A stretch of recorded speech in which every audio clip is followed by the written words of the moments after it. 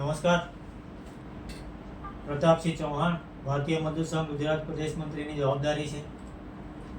હાલમાં ઝારખંડના રાંચી ખાતે ઓલ ઇન્ડિયા ભારતીય મજદૂર સંઘની કાર્યકારિણીની બેઠક મળી, જેની અંદર સર્વાનુમતે નિર્ણય લેવામાં આવ્યો છે કે કામદારોનો પ્રશ્ન બાબતે વારંવારની રજૂઆત છતાં કોઈ નિરાકરણ નહીં આવતા આખરે 17/8/2026ના રોજ રાષ્ટ્રવ્યાપી દેશવ્યાપી આંદોલન કરવાનું નક્કી કરવામાં આવેલું છે. તેના ભાગરૂપે ગુજરાતમાં પણ 33 જિલ્લાઓની અંદર ધરણાનો કાર્યક્રમ જિલ્લા કલેક્ટર કચેરીએ થનાર છે અને તેની પૂર્વ તૈયારી રૂપે દરેક જિલ્લાની અંદર પોતપોતાના જિલ્લાની અંદર તમામ વર્ગના કર્મચારીઓને એકઠા કરી આ કાર્યક્રમ કરવાનું નક્કી કરેલું છે. ભરૂચ જિલ્લામાં પણ આશા વર્કર, આંગણવાડી, મધ્યાહન ભોજન, ઇન્ડસ્ટ્રીઝના કામદારો, એસટીના કામદારો, તમામ કામદારોના ખૂબ જ વિકટ પ્રશ્નો છે, જેનું કોઈ નિરાકરણ લાવવામાં આવ્યું નથી.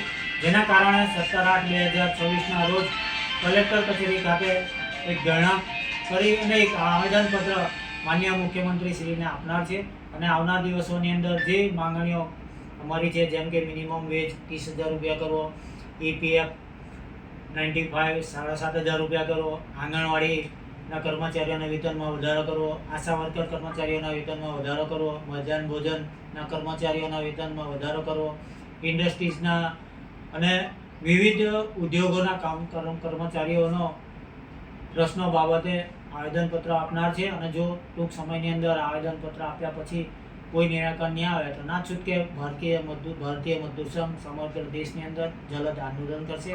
અસ્તુ ભારત માતા કી જય.